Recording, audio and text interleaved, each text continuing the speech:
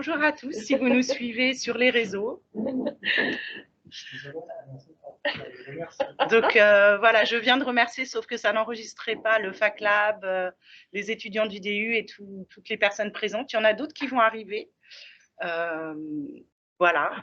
Qu'est-ce qu'on disait? On allait planter le décor. Donc ce sujet, quel apprentissage peut changer le monde? Ce que les Fab Labs rendent possible. Ce sujet, en fait, on l'a choisi parce qu'il nous parle à toutes les deux. Moi, j'ai eu un parcours très littéraire et en fait, j'avais envie de faire. C'est comme ça que je suis arrivée dans les labs et dans cette formation. À toi. Ben oui, effectivement, c'est quand on n'a pas forcément un parcours académique et qu'on découvre les labs, ça ouvre des perspectives faramineuses. Ça permet de rencontrer des gens intéressants de tous bords, de travailler, d'échanger de pair à pair. Et pour ma part, ça a changé ma vie dans une certaine mesure. Aujourd'hui, je me retrouve à m'occuper de la partie écologie-environnement du réseau français des Fab Labs. Si on m'avait dit que ça m'arriverait en rentrant, en poussant cette porte il y a 10 ans, je n'aurais pas cru. Et ça nous semblait important de montrer toutes les autres manières d'apprendre. Alors, il y a les labs, effectivement, avec tout ce qu'ils ont de bon, mais on voulait faire la passerelle avec la transmission de l'histoire et du savoir, qui est un mode d'apprentissage. Comment, en étant enseignant ou documentaliste ou enseignant et chercheur pour Sébastien et Carole, documentaliste, et Dolly, professeur, on pouvait montrer d'une autre manière l'apprentissage. D'ailleurs, on va peut-être vous demander de vous présenter. Vincent, tu veux bien, s'il te plaît? Bien donc, bonsoir, je m'appelle Vincent Blanchard, je suis conservateur au musée du Louvre et j'ai un parcours du coup académique très classique finalement, puisque j'ai étudié à l'université et à l'école du Louvre, qui est un établissement d'enseignement supérieur mais qui dépend du ministère de la Culture. Et du coup, d'ailleurs, même en tant que conservateur, j'en viens du coup moi-même à enseigner également, aussi bien à l'université qu'à l'école du Louvre également. Et effectivement, on peut, comment dirais-je, faire connaître des tas de choses aussi bien par l'enseignement que par aussi un dispositif tout simple qui est celui de l'exposition ou de la visite de musée. Et c'est évidemment mon rôle de le mettre avec toutes les équipes des musées, enfin, du musée du Louvre avec lequel je travaille et des musées avec lesquels j'ai travaillé avant, donc mettre à disposition du public avec l'ensemble des équipes du musée, eh bien, donc un savoir, mais aussi une émotion au travers de la présentation d'objets d'art et d'objets pas que d'art d'ailleurs. Peut-être une expérience. Voilà. Volney. On va commencer par les présents physiquement. On va commencer comme ça. Moi, je suis Volney Fage. Déjà, merci de l'invitation. Je suis ravi d'être ici. Je suis maître de conférence en épistémologie et histoire des sciences. C'est l'étiquette. C'est l'étiquette. Je ne fais plus trop ça aujourd'hui, mais à l'école normale supérieure à Paris-Saclay. Je m'intéresse au Fab Lab depuis une dizaine d'années pour mes recherches. Je pense que c'est pas que pour ça que je suis là. Je dirige un DU un peu comme ici, de recherche-création, donc à Saclay, où on fait se rencontrer des chercheurs, des scientifiques avec des artistes, et on essaye de voir ce que fait cette rencontre. Et du coup, on a des formes d'apprentissage assez différentes de ce qu'on a habituellement. Et puis, bon, ça fait 10 ans en poste que j'essaye de construire des manières d'apprendre un peu transversales. Moi, j'appelle ça interstitiel, donc se mettre dans les interstices des institutions scientifiques pour apprendre d'une manière un peu différente, même dans une maison aussi vénérable que l'ENS et qui a beaucoup de contraintes, essayer de créer des espaces de liberté. Tout à l'heure. Carole, exactement. Si tu veux te présenter. Ok, bonjour. Alors, moi, je suis Carole Cassel. Je suis professeure documentaliste dans un collège. Voilà, on descend un peu en classe d'âge et en niveau scolaire. J'ai plusieurs casquettes. Alors, mon métier, c'est professeur documentaliste et j'ai la joie d'accompagner à peu près 550 élèves dans ce collège. Vous m'entendez bien, ça va? Voilà. Vers la découverte de la culture et vers l'éducation aux médias et à l'information et plein d'autres secteurs. Mais j'ai aussi d'autres casquettes qui ont beaucoup influencé mon parcours et la façon dont j'exerce mon métier aujourd'hui. Donc, je suis scout depuis ma tendre enfance et je ne sais pas si ça parlera à beaucoup de gens, dans ceux qui nous suivent, mais le scoutisme, ça a vraiment ouvert beaucoup de portes, beaucoup d'opportunités, et ça m'a permis de développer la confiance en soi, développer pas mal de compétences et de façons de faire. J'ai beaucoup aimé déjà ce que j'ai entendu dans les interventions de, j'ai noté René et Vincent, j'espère que je ne me trompe pas sur les prénoms, c'est ça. Voilà.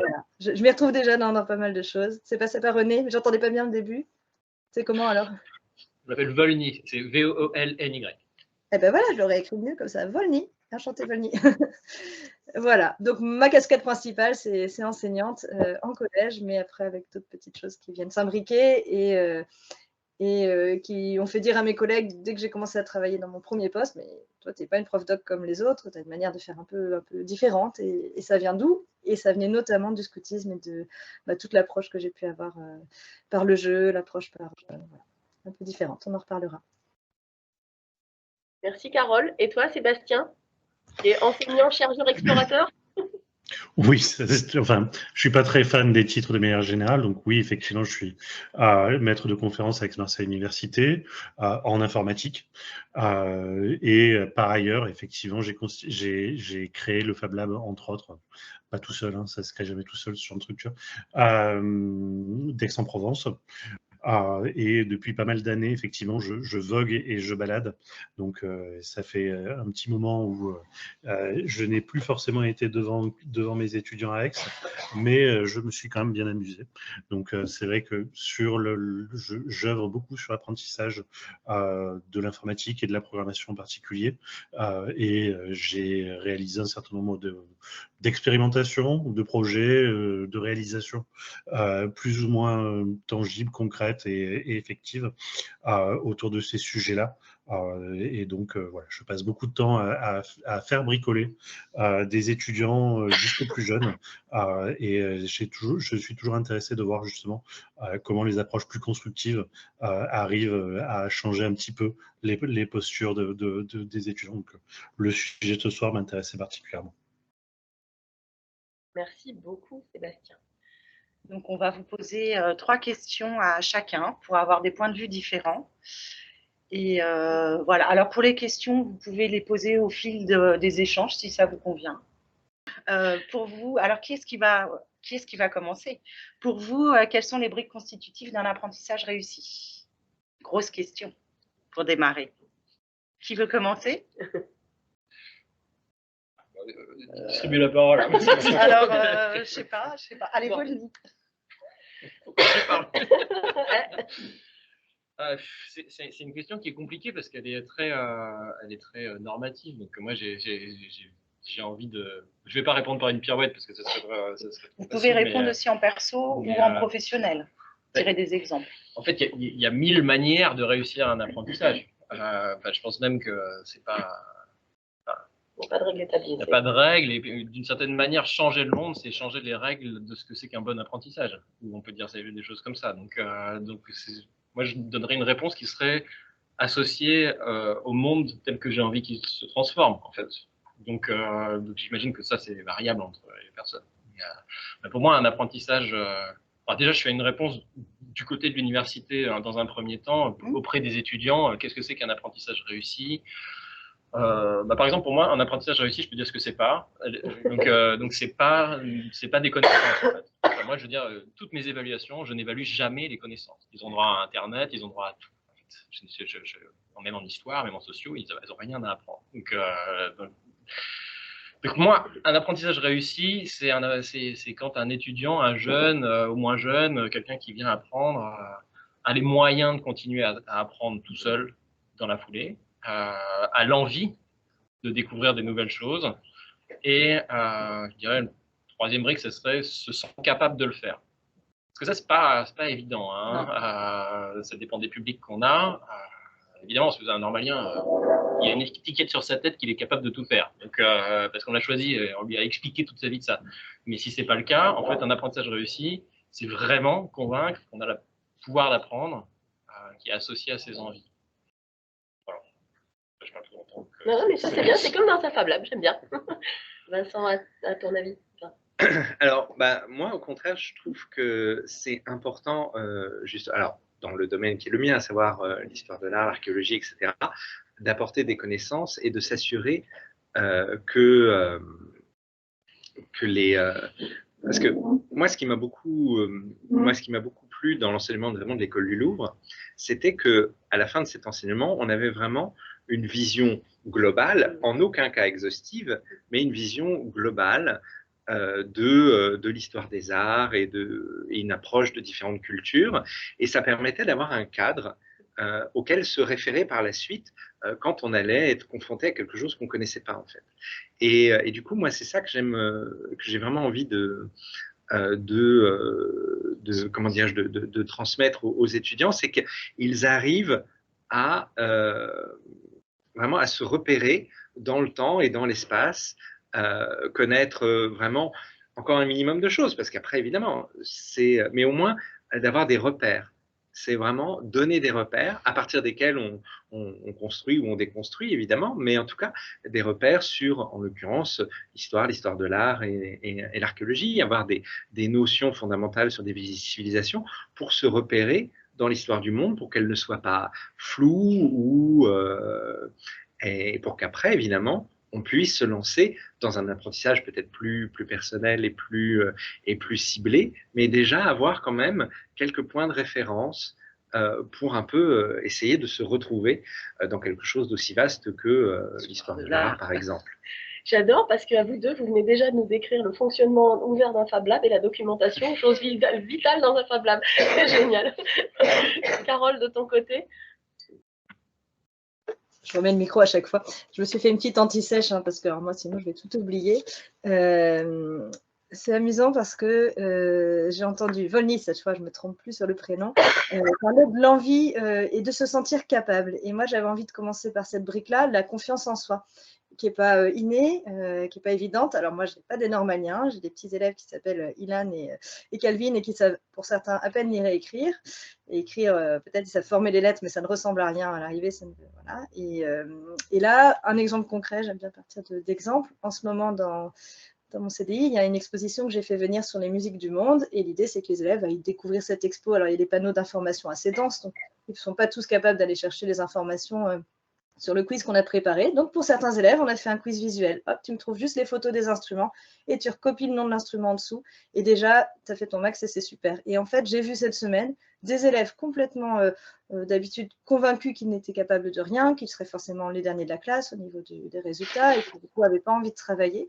Et bien là, il y a eu une sorte d'éclosion parce qu'on leur a donné envie de faire quelque chose à leur portée, on leur a montré qu'ils étaient capables, et ben, ils avaient réussi à faire 10 bonnes réponses sur leur quiz sur 10, et ils sont repartis des étoiles dans les yeux, parce que « Ah ouais, c'est vraiment moi qui ai eu le meilleur score de la classe ?» Bah ouais, mon grand, tu as réussi à travailler, et tu es capable en fait, il faut juste mettre les choses à ton niveau. Donc j'avais envie de dire ça. La première étape, c'est la confiance en soi, qui passe par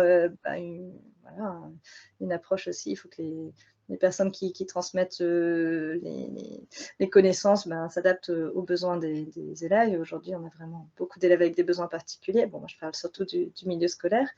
Le deuxième point que je voulais souligner, c'était le fait de donner du sens aux apprentissages. Parce qu'on on le voit beaucoup au collège, on a des élèves qui passent d'un cours à l'autre. Ok, j'ai fini maths, je passe en français, j'ai fini français, je passe en histoire, mais je ne vois pas qu'il peut y avoir des liens entre les choses. Alors qu'en fait, si, il y a plein de connexions à faire dans tous les sens. Et voilà, je trouve que c'est vraiment essentiel qu'ils comprennent pourquoi on leur fait faire ça et qu'il y ait un petit but derrière aussi, qu'ils sachent où ils vont. Et donc, essayer de donner du sens aux apprentissages et faire du lien entre les disciplines, entre les connaissances qu'on peut engranger, tout ce qu'on peut faire. Et alors, quand j'ai entendu Vincent dire qu'il avait fait l'école du Louvre, c'est incroyable parce que j'ai une petite étudiante qui est venue découvrir le CDI l'année dernière et qui s'appelle Joséphine et qui a fait l'école du Louvre et qui après a bifurqué, est partie, a fait des études assez poussées et qui se perdait un peu, savait pas trop où elle allait partir, et puis il se trouve qu'elle a fait un stage au CDI, ça lui a énormément plu et maintenant elle est en master MEF pour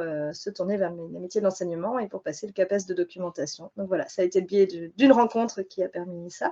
Et je me rends compte que maintenant, elle a engrangé énormément de connaissances. Elle a vraiment une culture artistique, historique, littéraire phénoménale. Elle m'impressionne à chaque minute. Et jusqu'à présent, elle ne voyait pas forcément Enfin, elle avait vécu tout ça, elle avait engrangé tout ça un peu pour elle, mais voilà, sans que derrière, ça porte du fruit. Et finalement, voilà, on voit qu'aujourd'hui, tout ce qu'elle a engrangé, ça va servir, ça lui a servi, ça va lui servir dans son travail, ça va lui servir au contact des étudiants, probablement travaillé en lycée, et elle fait du lien enfin entre tout ce qu'elle a appris, et ça donne du sens. C'était les 2 grandes thématiques, faire du lien, donner du sens. Voilà. J'aime beaucoup tes briques. Et toi, Sébastien? Je vais effectivement aller dans le même sens. Moi, c'est vrai que le fait d'avoir des élèves ou des étudiants qui se sentent légitimes pour faire, ça a toujours été quelque chose d'important. Si je reprends l'historique même du Fab Lab Dex quand j'y étais, justement, c'était la première déception quand je suis arrivé à l'université, c'était de voir que les étudiants avaient l'impression que ce qu'ils apprenaient ne servirait à rien, qu'ils n'auraient jamais de métier, qu'ils ne savaient rien faire, etc. Et ce sentiment-là, je ne le comprenais pas. Enfin, moi, ça me révoltait. Voilà, je ne comprenais pas pourquoi, à 20 ans, ils pouvaient penser comme ça, alors qu'effectivement, ils pouvaient être créatifs, et que la science informatique, même si, au premier abord, elle peut paraître froide et assez proche des mathématiques, et assez abstraite dans les formes de pensée qu'elle nécessite de développer, on peut être assez facilement créatif, et je voulais effectivement travailler dessus. Donc c'est vrai que le fait de changer la manière de s'approprier les apprentissages pour faire en sorte que à la fin on se dise qu'effectivement on est légitime pour faire quelque chose avec, c'est déjà pour moi le premier point effectivement sur lequel je suis attentif. Le deuxième point, ça va être aussi le fait que une fois que on est en confiance, une fois qu'on se pense en capacité on peut justement faire du lien, comme ça a été dit, et imbriquer justement les choses entre elles, assembler les briques, hein, pour reprendre les mots de la question, pour justement être créatif. Et c'est vrai que moi, c'est le deuxième aspect sur lequel je trouve important, c'est encourager les étudiants à être créatifs, et donc aussi à se sentir légitime à être créatif.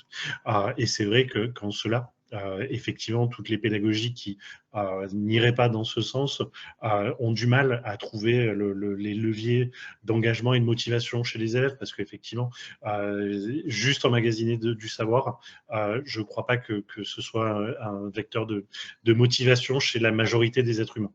Après, il peut y en avoir qui sont très heureux d'acquérir un savoir encyclopédique, mais globalement, voilà, trouver du sens à ce que l'on fait, trouver une motivation extérieure pour apprendre, et faire en sorte qu'après, même ce qui pouvait nous paraître pas intéressant au début, l'enseignant nous a montré que oui, en faisant du lien, finalement, ça prenait du sens, et qu'acquérir ces compétences-là pouvait être une occasion d'être en capacité supérieure. Je trouve que c'est un petit peu les éléments clés que l'on peut avoir sur un apprentissage réussi au final.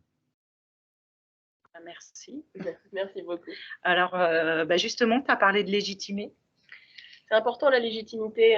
Quand on arrive dans un lab, on se sent tout de suite affranchi de beaucoup de peurs, de contraintes, de tabous, d'interdits par rapport à l'apprentissage et à l'accès à des outils, par exemple, parce que là, on commence par du tactile, du sensitif, du manuel, mais ce n'est pas que ça, parce qu'il y a beaucoup de sciences et beaucoup de choses qui s'imbriquent au fur et à mesure. Et on ne se sent pas forcément légitime. Tout à fait. Du coup, ici, on nous apprend, et moi, ce que j'aime bien, c'est qu'on fait enfin ici et dans tous les labs, c'est qu'on prend plein de gens qui sont plein de petits Legos différents, et qu'on construit, et qu'on maille. Donc, côté légitimité, de votre côté, Vincent, peut-être? Comment on se sent légitime dans la transmission d'un savoir? Et puis qui, à force, avec plein de personnes qui se sentent légitimes de changer les choses. Comment tu deviens contagieux en légitimité? Voilà, de changer les apprentissages pour... Alors, changer les apprentissages, je n'en suis pas encore là, mais... On est très optimiste. Non, mais effectivement, se sentir légitime, je pense que déjà, moi je sais que quand je veux faire cours, je veux déjà m'assurer que je comprends parfaitement mon sujet pour pouvoir l'expliquer le mieux possible. C'est-à-dire que déjà, savoir de quoi je parle, comprendre, me poser les questions les plus simples pour être sûr de pouvoir y répondre. Parce que si je ne peux pas répondre aux questions que je me pose, je pourrais encore moins répondre aux questions des autres parce qu'évidemment, un cours, une transmission de savoir, il y a forcément des interrogations qui naissent. Et en plus, alors déjà, répondre aux questions des étudiants, c'est déjà compliqué parce que, voilà, il y a 80 cerveaux en face de vous et on n'en a qu'un seul, donc forcément, ils pensent à beaucoup d'autres choses. Mais déjà, de base, c'est déjà comprendre soi-même ce dont on parle et s'assurer qu'on le maîtrise, qu'on a travaillé dessus. Moi, souvent, je donne des cours toujours en lien avec les expos que je prépare, parce que aussi, moi, ça me permet d'apprendre. C'est-à-dire, si je suis capable de faire cours, je suis capable de préparer une expo, je suis capable de faire quelque chose sur cette notion, ce sujet, cette civilisation. Et donc, je trouve que le fait d'enseigner, c'est aussi un bon moyen, aussi pour soi-même, de s'assurer que on a compris, on sera capable de transmettre d'autres manières, par exemple, par le biais d'une exposition, puisque c'est mon métier, en fait. Mais en tout cas, il n'y a pas du coup, de fait, il n'y a pas de question illégitime, par exemple, parce que toute question est intéressante parce qu'elle permet de s'assurer qu'on envisage le plus de facettes possibles d'un sujet, en fait. Et donc, c'est fondamental d'essayer de répondre à tout type de questions. Je vais abuser, moi je dirais. Moi j'ai une intro. Non, mais moi je dirais que c'est un peu ça, toujours en faisant des parallèles sur le Fab Lab. Vous allez me trouver très monomaniaque, mais le principe c'est que en fait, avant de pouvoir faire un atelier pour apprendre à des gens et transmettre ton savoir, tu dois le maîtriser aussi. Donc c'est une règle qui a lieu partout. En fait, le processus il est même à tous les niveaux. Mais ne faut-il pas accepter de ne pas tout maîtriser? Alors il y a une autre question. Parce qu'on ne peut pas tout savoir. Non. Alors, moi, je suis assez perfectionniste comme toi. Mais je suis d'accord. Il faut accepter le fait que parfois, effectivement, une question, on n'a pas la réponse. On n'a pas la réponse. Voilà. Alors là, il y a deux possibilités. Soit on dit, je n'ai pas la réponse et je ne sais pas si cette réponse existe. Ou alors, c'est, voilà, pour la fois prochaine, et vous et moi, on va chercher la réponse et ça profitera à tous, en fait. Mais parfois, et a fortiori dans des domaines comme l'archéologie ou les cultures anciennes, la réponse n'existe pas encore. De la chance. Carole, qu'est-ce que tu en penses de cette légitimité? Je note au fur et à mesure les petites choses qui me reviennent en tête pour ne pas les oublier. Votre question, elle me fait penser que moi, je me sens vraiment citoyenne du monde et j'aime bien cette expression. Elle est, je pense, très à la mode. Elle est employée notamment chez les scouts, je pense, et ça me parle. Et je me dis qu'on a tous une petite pierre à apporter à l'édifice. Et du coup, j'ai presque envie de retourner la question en disant pourquoi on ne serait pas légitime, en fait? Pourquoi quelqu'un ne serait pas légitime à construire la société de demain, à apporter son avis, à apporter son petit grain à moudre. J'avais noté aussi que j'ai malheureusement un enthousiasme naturel tellement débordant, Raphaëlla me connaît un peu, que du coup je ne peux pas me sentir non légitime dans quelque chose. Du moment qu'on le fait avec cœur, qu'on le fait avec envie, qu'on a envie ou de transmettre ou d'apprendre aussi, et je pense qu'il y a toujours on est toujours en interrelation et si je fais une séance avec des élèves, ils vont sans doute aussi m'apprendre quelque chose et m'apprendre quelque chose sur eux et m'apprendre quelque chose sur moi. Voilà, donc je ne m'inquiète pas trop de cette question de légitimité finalement. Et en fait, au début de ton narration, je tutoie facilement, j'espère que personne n'en prendra ombrage. Mais Vincent, quand je t'ai entendu dire au début que tu te sentais capable de maîtriser toutes les connaissances avant de donner un cours, moi j'avais tout de suite écrit « Ah non, moi je suis capable de dire que je ne sais pas parce que effectivement… » Mais après, tu l'as tout à fait dit aussi, donc ça va, je suis OK. Je trouve que la connaissance de soi peut permettre aussi d'asseoir un petit peu cette fameuse légitimité. Et puis, ce qui est important pour moi, c'est de se dire qu'on travaille en équipe, qu'on n'est pas tout seul. Donc, du coup, l'apprentissage, ça passe aussi par ça. Qu'est-ce qu'on construit à plusieurs et chacun va apporter sa petite pierre à l'édifice, ça me semble indispensable. Et c'est comme ça qu'on pourra changer le monde aussi. Je le vois dans… un exemple précis, mon mari est animateur de la fresque du climat. Je ne sais pas si ça parle à certains d'entre vous. Voilà, moi j'ai juste participé à une fresque en tant que simple participante, mais je trouve que c'est vraiment typiquement une activité où chacun va arriver avec ses connaissances plus ou moins étendues sur le sujet, sur la question du réchauffement climatique. Et on va construire tous ensemble cette fresque. On va essayer de comprendre tout ce qui se trame derrière et essayer après de décider d'agir, de dire voilà, qu'est-ce que moi je suis capable de faire, sur quoi je peux faire avancer les choses. On est vraiment dans la co-construction et ça me semble indispensable dans l'apprentissage. Voilà, c'est un peu fourre-tout. Hein.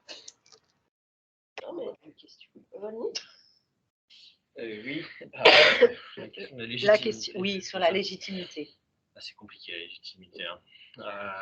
Si on n'est pas un imposteur, si on ne peut pas être à certains moments un imposteur. Moi, en ce moment, mon dada de sociologue, c'est l'institution. Et pour moi, là, spontanément, ce qui me vient, c'est que la question de la légitimité, moi, je l'associe vraiment à la question de l'institution dans lequel, qui cadre l'interaction d'apprentissage. Et moi, si jamais je suis dans l'université, c'est pas la même chose que si moi, je suis dans un Fab Lab. Et donc, la question de la légitimité, si moi, je suis devant mes élèves dans cette configuration-là, elle se pose jamais. J'arrive avec ma casquette, je vais dire, après ils peuvent m'admirer, pas m'admirer, aimer ce que je leur raconte, penser que je suis un imposteur, mais je suis toujours légitime, parce que j'ai mon statut. C'est ta posture. Et c'est l'institution qui fabrique ça. Et moi, je suis dans une institution très très forte, très respectée. Ce qui n'est pas forcément le cas dans un collège, par exemple. Hein, on est bien d'accord. Donc, il y a la forme institutionnelle, la manière dont les agents de l'institution ou les acteurs de l'institution respectent les règles institutionnelles, s'y projettent, etc. Et tout ça, ça fabrique des formes de légitimité, mais qui sont pour le coup relativement indépendantes pour l'instant là du contenu réel et de la connaissance de l'acteur qui fait l'un et de la construction de ce qui est dit, quoi, très concrètement. Donc, si on part je m'arrête là sur ce truc-là, mais la forme institutionnelle, à mon avis, c'est une contrainte. Ça permet des choses, mais ça en empêche. Et qu'est-ce que c'est qu'un Fab Lab réussi? Parce qu'il y a des Fab Labs ratés aussi. Un Fab Lab réussi, pour moi, c'est la fabrication d'une nouvelle configuration institutionnelle. Moi, j'appelle ça une péri-institution. Pédant, mais au sein de l'institution qui la chapeaute. Ici, oui, mais des fois non. C'est une configuration institutionnelle où justement les rapports de légitimité dans l'apprentissage ne sont plus les mêmes.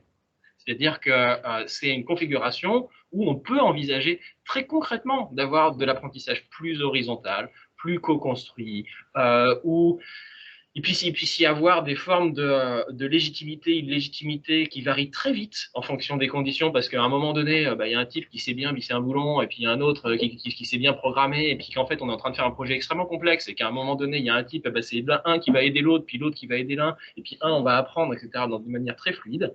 Mais c'est parce que l'institution fait ça. C'est parce qu'il y a des règles de régulation des normes comme ça dans l'institution qui sont souples, qui sont parce qu'il n'y a pas d'enjeu. Parce que moi, un des premiers trucs quand je suis arrivé dans la Fab Lab, c'est on m'a dit tu viens d'où? J'ai dit mais oui, alors je suis chercheur. Je dis non mais tu viens d'où? T'habites où quoi? Ouais. Et je trouvais ça super parce qu'en fait, à un moment donné, il faut mettre à distance les normes, les standards, les asymétries de légitimité à la porte, quoi. Et puis après, on y va. Après, il y a des gens qui savent bien faire, des gens qui ne savent pas bien faire. Il y a tout un tas de règles. Mais voilà. Donc, la question de la légitimité, à mon avis, on la fabrique aussi en fonction des cadres de règles qu'on se donne. Et le Fab Lab, mais il y a toutes sortes de tiers-lieux, il y a toutes sortes de lieux, il y a toutes sortes d'espaces autres qu'on peut fabriquer pour remettre à plat. Mais tout ne se prête pas. Je veux dire, on peut pas réussir le concours de conservateur du patrimoine en apprenant dans un Fab Lab. Je veux dire, c'est pas possible en fait. On est bien d'accord. Voilà. Merci beaucoup, Bonnie. Et toi, Sébastien? Alors moi, de mon côté, sur la légitimité, effectivement, souvent, quand on est universitaire, on nous accorde une légitimité qui est d'office et quasi universelle. C'est-à-dire que tout le monde se dit on doit être capable de parler sur n'importe quel sujet. Et c'est vrai que moi, c'est souvent, effectivement, la déconstruction de cette posture un peu surplombante que l'institution nous donne qui va permettre, effectivement, aux étudiants de comprendre qu'ils eux aussi peuvent être dans une posture différente. Et effectivement, travailler dans plus d'horizontalité, on est d'accord, bon, ça, c'est bien beau de le dire, mais c'est vrai que de manière générale, éviter d'arriver avec une posture de sachant, étant donné qu'on nous la donne naturellement, ça permet effectivement d'encourager les autres à se dire, OK, si on n'est pas sur quelque chose de descendant, si on n'est pas sur du transmissif, peut-être que le pair à pair a de la valeur et peut-être que chacun peut apporter quelque chose. Et donc c'est vrai que vu que globalement, hein, dans toutes les disciplines, le but c'est pas d'apprendre des savoirs, mais d'apprendre à apprendre, être dans une posture de tous apprenants, même l'enseignant, je trouve que c'est ce qui généralement permet de favoriser, en tout cas, un sentiment plus grand de légitimité. Parce que effectivement, si on reste dans cette tour d'ivoire avec la légitimité accordée par notre titre, ben, la plupart du temps, ben, ce qui va se passer, c'est que oui, les élèves vont penser qu'on sait tout sur tout et que le savoir leur est non accessible. Et c'est vrai qu'à l'inverse, si comme eux, ben, on admet qu'on ne sait pas tout, même si on a bien travaillé tous ces contenus, parce qu'effectivement, on a envie d'être une source d'apport pour eux, mais c'est vrai que voilà, être capable d'admettre que oui, là on ne sait pas, et oui, quand on ne sait pas, ben, comment on va faire pour trouver l'information, et comment est-ce que eux aussi ben, peuvent se dire où aller chercher, etc. Moi j'ai toujours trouvé que c'était une manière, en tout cas, d'encourager à se sentir plus légitime et éviter d'être dans cette posture où ben, d'un côté il y a ceux qui savent, et de l'autre côté il y a ceux qui sont censés apprendre, mais surtout qui ne savent pas et qui peuvent avoir ce sentiment effectivement d'illégitimité et qui peut leur rester très longtemps. Moi, c'est vrai que c'est une partie des choses qui m'a toujours surpris quand j'allais visiter des étudiants en entreprise. Souvent, les gens qui étaient en entreprise, qui avaient plus que mon âge, depuis 20 ans, une expérience folle dans leur domaine et aucun doute à avoir sur la légitimité. Le fait que moi, j'arrive avec ma casquette d'enseignant-chercheur, ben, ils se remettaient dans une posture d'élève en mode non, mais moi, je ne sais pas tout, vous comprenez, non, mais peut-être que vous savez. Ben, non, je ne sais pas tout sur tout, heureusement. Et là, dans votre domaine, ben, vous êtes clairement plus légitime que moi et n'ayez pas de doute, pas parce qu'on vous l'a inculqué vis-à-vis de ben, voilà, les institutions du savoir et la posture classique du sachant.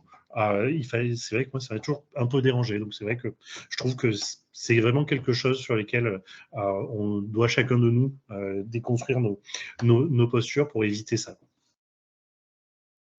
J'aurais une mini question, pardon, mais qui n'est pas prévue. Mais c'est quoi pour vous le savoir?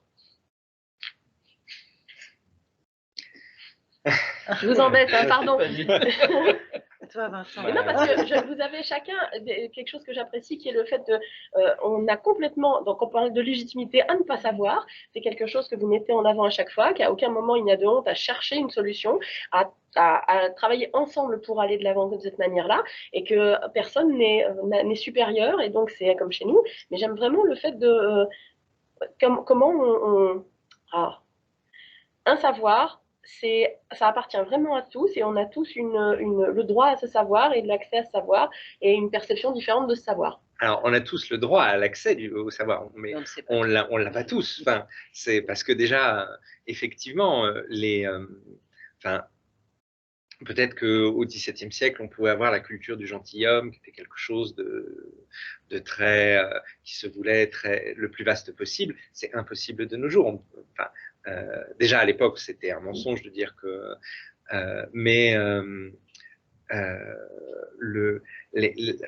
n'y a pas le savoir, c'est les savoirs, parce qu'il y a des savoirs purement intellectuels où on connaît des choses, mais il y a des savoir-faire aussi. Et le savoir, moi, je pense malgré tout qu'il se transmet. Alors, effectivement, apprendre à apprendre, je trouve ça évidemment fondamental aussi, parce que une fois qu'on a transmis un savoir qui aide après à construire sa vision du monde, par exemple, eh bien, on va soi-même aller. Un travail universitaire très poussé, c'est de toute façon devenir un spécialiste dans un domaine que aucun des enseignants ne sera. Donc, de toute façon, on a tous une part de savoir qu'on va transmettre pour aider les autres à construire le leur et à devenir un sachant dans un domaine. Parce qu'il y a forcément, on devient tous sachants à un moment donné dans un ou plusieurs domaines. mais c'est bien de rencontrer des sachants qui vous aident effectivement à acquérir du savoir et à, comme vous l'avez très bien appelé, je ne sais plus comment, c'est Sébastien, pardon. C'est effectivement donner le moyen d'aller chercher l'information, de construire son savoir et après, du coup, d'en faire quelque chose. Après, moi, j'aime bien ce que Carole a dit sur la confiance en soi, parce que je pense que en termes de légitimité, justement, ça joue beaucoup, cette confiance en soi, de savoir ce qu'on a à transmettre. Tout le monde a répondu? Oui. Tu veux rajouter quelque chose? Tu as un truc sur le savoir. Sur le savoir. Le savoir, c'est un proverbe, si ça t'arrange, je suis pas très claire. Non, mais pour compléter cette réponse qui est bien, moi j'aime bien la notion de savoir pratique, par exemple. C'est même plus qu'un savoir-faire, c'est un savoir pratique. Enfin bon, bref, j'ai écrit sur ça il n'y a pas longtemps. Ça va de l'autopalpation gynécologique au savoir de la chasse, en passant par le savoir comment on fait pour, je sais pas moi, pour faire des diagnostics spontanés, etc. Bref, il y a plein de savoirs. Un instrument sans regarder. Bon. Et ce qui est intéressant dans le savoir pratique, c'est que ça inclut des savoirs livresques qui peuvent être déployés en pratique, mais il y a aussi, par exemple, la notion de savoir tacite, c'est-à-dire un savoir qui n'est pas dit. Et donc, dans le savoir, un savoir-faire, par exemple, d'un artisan, c'est compliqué, en fait, de le mettre, de l'expliciter. Alors, des fois, on peut le faire, hein. Il y a avoir une vision du savoir qu'on appelle algorithmique, c'est-à-dire que tu as un mode d'emploi comme ça de chaque passage, mais on peut aussi avoir une vision du savoir où la transmission du savoir serait plus culturelle, donc où il faudrait plonger dans une culture particulière de l'apprentissage. Par exemple, si vous êtes un potier et que vous êtes japonais, vous n'avez pas du tout une vision de la transmission du savoir qui est algorithmique. Il faut passer 10 ans avec votre maître potier pour pouvoir savoir faire. Et bien ça, c'est une forme de savoir qui est assez aux antipodes de la conceptualisation des savoirs à l'université, par exemple. Et je trouve que c'est plus proche d'une manière d'envisager des savoirs ou d'une transmission par le faire qu'il y a chez les makers. Mais merci beaucoup. Carole, oui. Rien de particulier. On vous entend plus. Ah, mais j'avais coupé mon microphone. Non, j'ai rien de particulier. La question m'inspire pas plus de choses que ça. Si Sébastien, rien à ajouter à ce propos ou si? Effectivement, la question est large, donc c'est dur d'y répondre dans l'absolu, mais c'est vrai que effectivement les formes du savoir et les formes de sa transmission, parce que je pense que voilà, là on est vraiment sur la notion de plus de transmission que de savoir, ça reste multiple et ça reste effectivement aussi lié à des cultures, donc c'est souvent intéressant de voir comment ça se passe dans chaque lieu et dans chaque pratique. Et c'est vrai que même à l'université, d'une discipline ou d'un champ disciplinaire à un autre, on voit très vite que les savoirs ne s'acquièrent pas du tout de la même manière. Et donc, voilà, je trouve intéressant les points de vue de chacun parce qu'on voit bien que on a des origines disciplinaires où les pratiques sont très très différentes et la question de quel est le savoir a priori à avoir avant de pouvoir commencer à traiter des questions sur nos sujets sont pas exactement les mêmes. Donc, de ce point de vue-là, je trouve ça intéressant, voilà, le tour de table, de voir justement ces différences-là. Merci. Moi, j'avais une question vraiment très concrète, presque personnelle. Comment vous introduisez justement, moi je reviens sur la légitimité, comment vous l'introduisez justement dans votre, toi par rapport aux expos, toi quand tu es enseignant, voilà, comment vous concrètement tu lui dis viens, fais la légitimité de la personne, en fait, voilà, exactement, de l'apprenant. Tu rends l'apprenant légitime. Exactement. Se rendre légitime. Ouais. Ça donne pour avoir des astuces. Nous, quand justement on va transmettre ce savoir sur les machines ou autres, comment on l'introduit? Moi, je sais que, en plus, alors, il se trouve que je travaille sur une spécialité archéologique qui est assez peu connue. Enfin, c'est sur le Proche-Orient ancien. Et donc, comment dirais-je, c'est des matières qui sont assez peu connues d'étudiants en histoire de l'art ou d'un public. Et l'idée, c'est que je me dis, mais il faut vraiment partir du fait que les gens n'y connaissent rien. Parce que déjà, il n'y a pas la question de la légitimité pour aller voir, parce que de toute façon, on part du principe que les gens n'y connaissent rien pour justement donner des notions les plus simples pour pouvoir justement eh bien, se les approprier sans se dire j'ai besoin d'un bagage culturel préexistant pour comment dirais-je, pour pouvoir comprendre de quoi ça parle, qui sont ces gens, parce que dès le départ, c'est tous à égalité. voilà, c'est vraiment voilà. Moi, je pense que la question de la légitimité, c'est de dire je m'adresse à tous et donc je pars du principe que il n'y a pas besoin d'un bagage préétabli pour pouvoir visiter l'expo ou suivre le cours, parce que c'est à moi de donner les clés essentielles pour pouvoir, pour pouvoir comprendre l'expo ou le cours. En fait. Et toi, Valérie, dans tes cours, comment tu... Moi, j'essaye plein de trucs. C'est ça qu'on veut. C'est ça qu'on veut savoir. Rien ce qui a ne marche marché, vraiment ce qui arrête. très bien. En fait, il y a des configurations. En fait, ça dépend du nombre de personnes qui travaillent avec moi dans l'interaction. Quand je fais un cours à 40, c'est difficile en fait de vraiment travailler ces histoires de légitimité.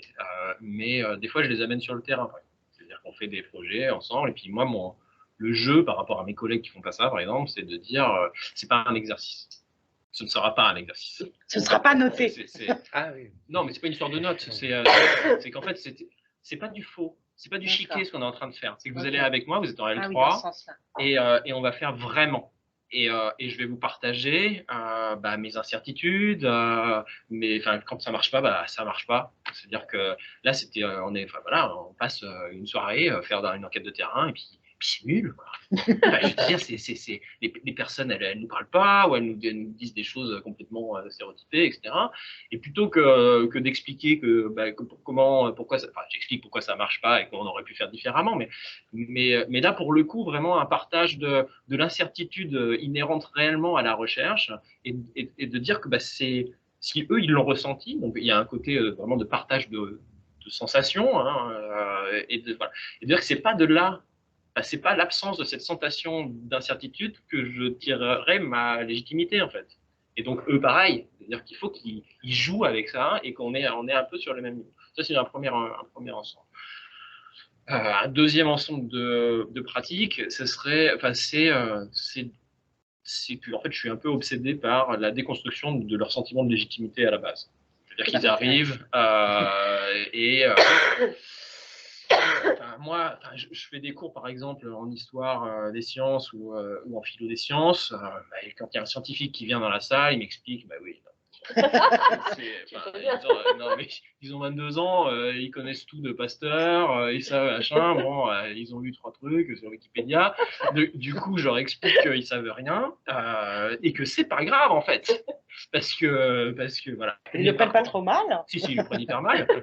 Non, mais je leur explique que je vais leur apprendre à être intelligent en 10 séances, ce qui est déjà, voilà. C'est audacieux. Oui, peut-être que je présume un peu de mes forces. Non, mais en fait, la blague fait que la légitimité vient. Et à la fin, en fait, on a parcouru ensemble un chemin qui, en fait, leur construction d'analyse critique. Hein, donc, et ils se sentent plus sûrs d'eux à la fin. Et ils ont déconstruit des évidences, des conceptions qu'ils avaient avant qui étaient en fait ininterrogées.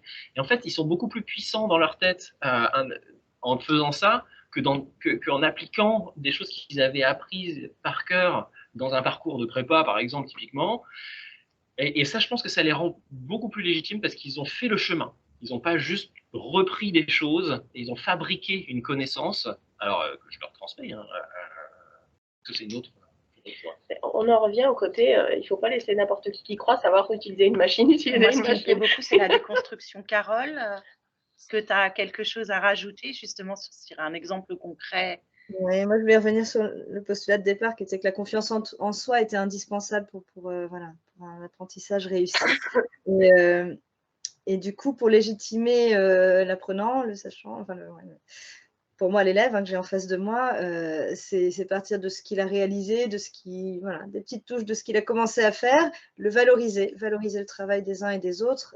Ça veut dire aussi utiliser le tutorat. Vous avez tout à l'heure, je pense que c'est Sébastien qui parlait du pair à pair. Je suis assez d'accord avec ça, voir ce que les uns et les autres peuvent s'apporter, de quelle manière ils peuvent se faire grandir et faire grandir leurs connaissances et leurs compétences. Et bon, nous, on travaille beaucoup sur ça en collège. Voilà, on va valoriser le travail de certains élèves. Ils ont fait des affiches, bah, super, on fait une expo avec ces affiches.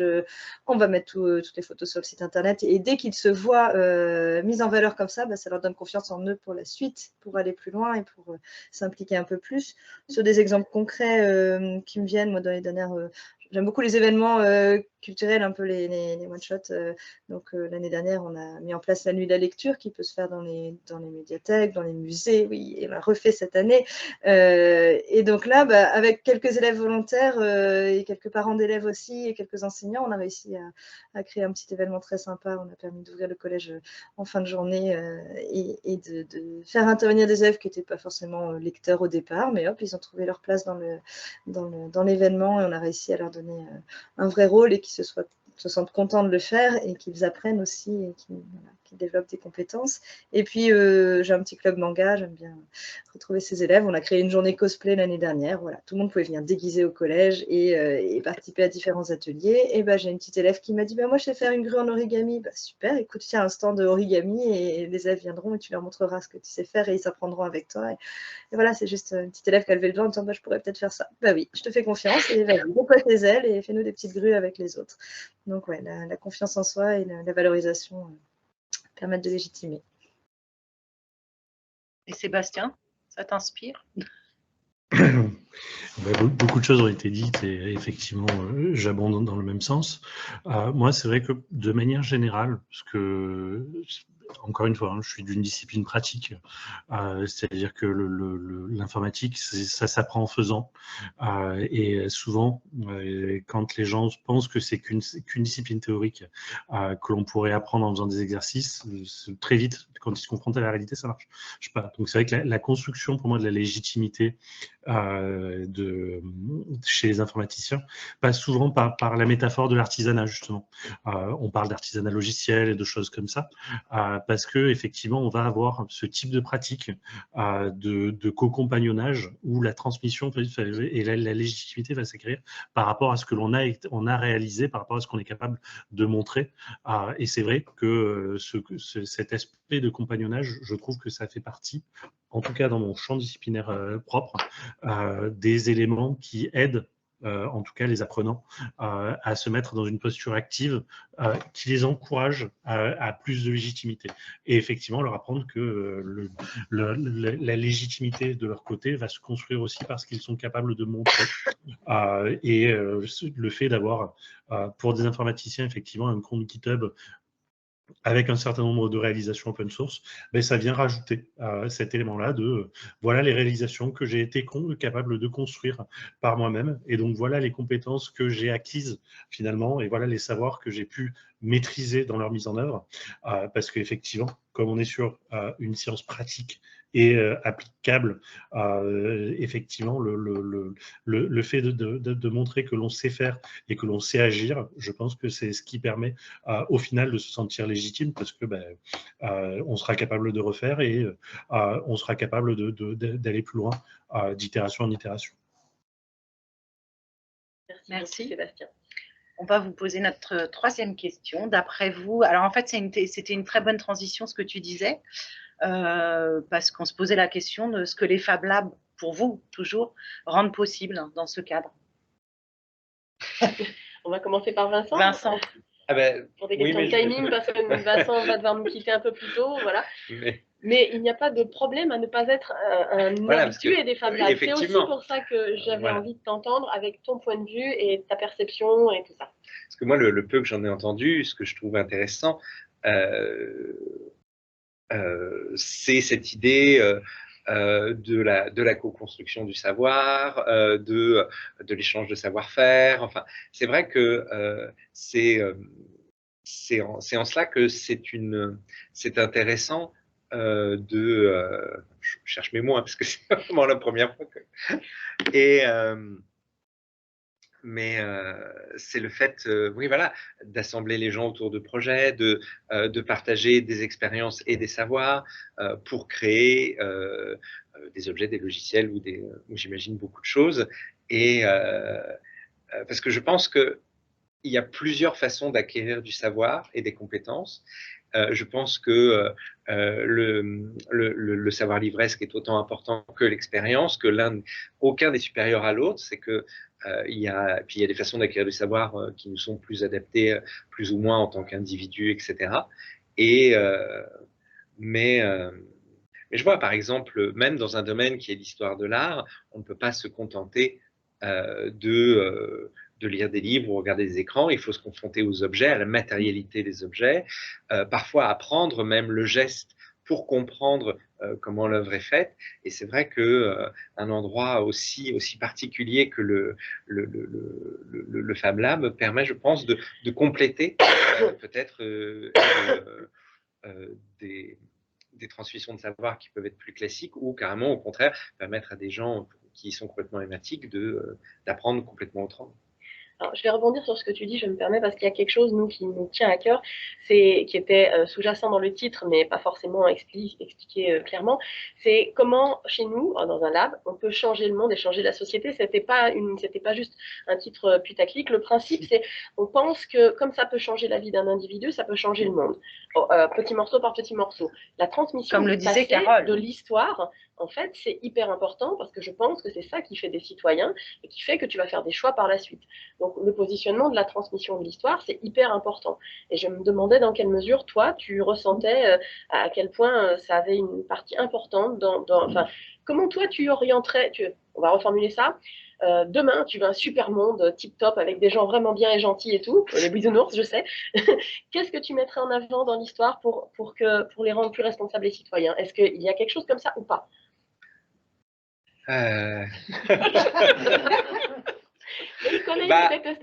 Non, mais c'est déjà, c'est déconstruire tous les mécanismes, montrer que toutes les formes, comment dirais-je, toutes les formes politiques, culturelles, religieuses, tout ce qui fait la société d'aujourd'hui, il y a des évolutions, des changements, des croisements qui se sont faits. C'est vraiment essayer finalement un peu d'ouvrir la mécanique du monde pour regarder comment ça s'est fait. Et moi, c'est ça que je trouve important, notamment dans l'enseignement de diverses formes d'histoire, c'est montrer finalement comment on en est arrivé là et montrer que et aussi que souvent, la plupart du temps, quand des civilisations sont nées, c'est parce que elles sont nées de métissage de culture, par exemple. Et ça, je trouve ça fondamental, en fait. Mais aussi, voilà, c'est que rien n'est permanent et tout a une raison d'être, et tout s'est fait d'une certaine manière qu'il est important de déconstruire et d'interroger. Et pour ça, il faut s'y intéresser. Merci beaucoup. Merci. Du coup, Bonnie, tu as perdu la question? Si. Dans ce contexte, que font les Fab Labs ou que permettent les Fab Labs? Oui. Qu'est-ce qu'ils rendent possible en termes d'apprentissage, finalement, en termes de déconstruction? Oui. Je trouve, ou de bricolage. Si le Fab Lab a un sens social, c'est qu'il y en a deux choses. Enfin, une première chose, c'est qu'il permet à des gens qui n'étaient pas supposés se rencontrer de se rencontrer.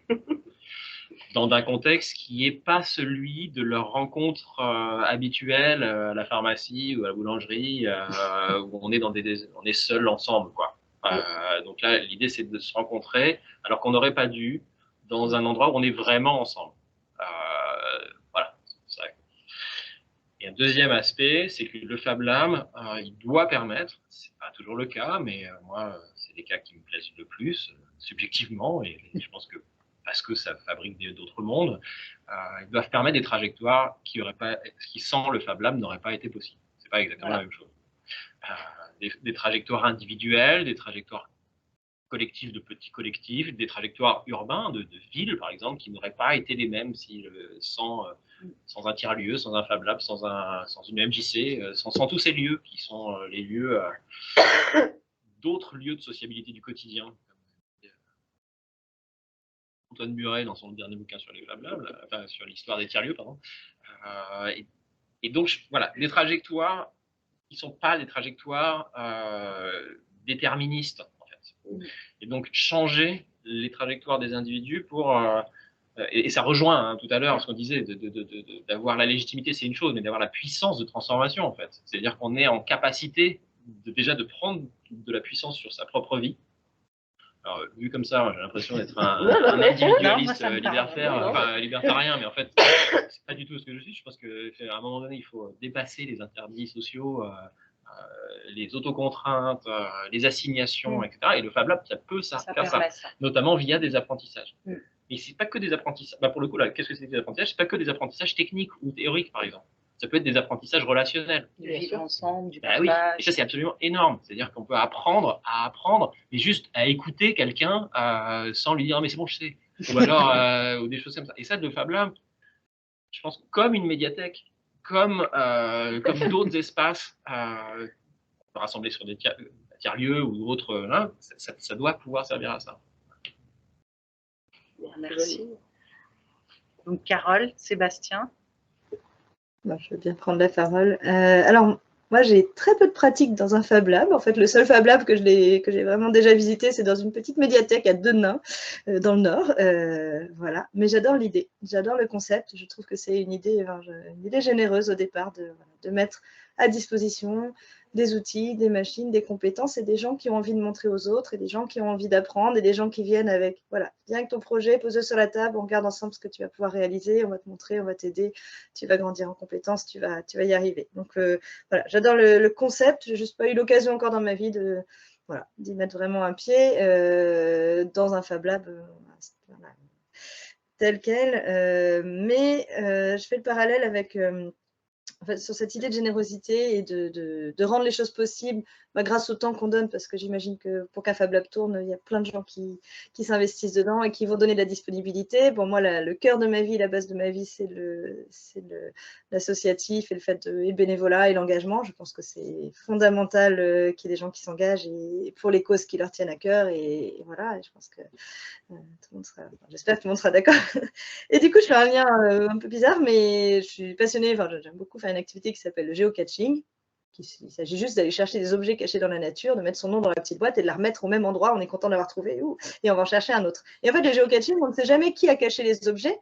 Et juste, on est content de trouver cette boîte. Peut-être qu'à mon tour, je peux aussi cacher une boîte que quelqu'un d'autre aura plaisir à trouver. Et j'adore ce maillage, cette chaîne humaine. Il y a, je sais plus, 3 millions de caches dans le monde, donc c'est énorme. Et on ne sait pas qui a mis la boîte, mais on sait juste qu'il l'a fait pour faire plaisir à quelqu'un d'autre. Et voilà, je trouve que le Fab Lab, c'est un petit peu le même principe. On a envie de faire plaisir aux gens, on a envie de leur donner confiance en eux, on a envie de leur donner les possibilités de créer. Je ne sais plus qui avait dit au départ que l'apprentissage réussi, ça passe par le fait d'être créatif, d'apprendre à être créatif. Et la créativité, c'est aussi un ressort très important, un moteur pour moi, quelque chose qui me parle énormément. Et je pense que le Fab Lab, c'est l'avantage numéro 1, ce qui est servi sur un plateau, c'est que ça favorise la créativité des gens et c'est génial. Enfin, là, vous parlez de changer le monde, bah oui, on va changer le monde par ça, par la créativité, par tout ce qu'on a envie de faire éclore, de faire grandir et ça marche beaucoup aussi par rencontres, par connexions qui se font, par je suis beaucoup sur des exemples concrets, mais j'aime bien fabriquer des petits objets avec des livres recyclés. Parce que j'ai vu faire quelqu'un une fois, j'ai eu l'idée d'en faire un autre. Et puis hop, à son tour, ça a semé. Et maintenant, je connais plein de gens qui font les mêmes petits bricolages, mais chacun à leur sauce. Et puis voilà, ça prend, la mayonnaise prend. Et puis, d'une petite idée au départ que quelqu'un a eue, ça essaime sur toute la Terre. Plein de jolies choses. Et voilà, un peu de poésie aussi, un peu de beauté pour sauver le monde et le rendre plus beau. Donc, ça fait pas de mal. Ça fait jamais de mal. Et j'aurais grand plaisir à mettre un pied dans un Fab Lab quand dans mes journées de 36 heures, j'aurais trouvé quelques minutes pour le faire. C'est très surfait le temps. Sébastien? Alors moi, de mon côté, globalement, je trouve que ce que démocratise le Fab Lab dans le monde de l'apprentissage, etc., ce qui rend possible, c'est la démocratisation du droit à l'erreur. c'est vraiment quelque chose de particulier au monde du faire, c'est qu'effectivement, dans un Fab Lab, on va se tromper un nombre de fois assez conséquent. Et c'est vrai qu'à l'université, on a tendance à pas forcément valoriser le droit à l'erreur.